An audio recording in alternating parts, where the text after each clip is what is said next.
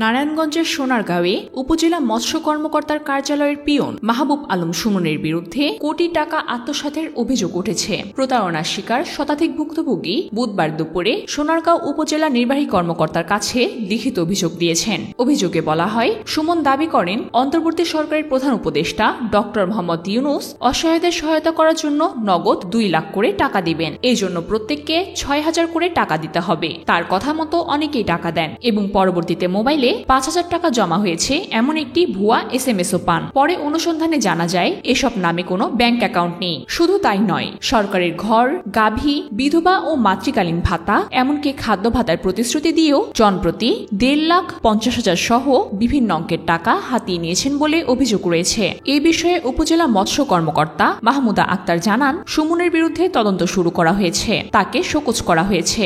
UNO Farzana রহমানও অভিযোগ পাওয়ার কথা নিশ্চিত করে বলেন, তদন্ত করে যথাযথ আইন অনুযায়ী ব্যবস্থা নেওয়া হবে।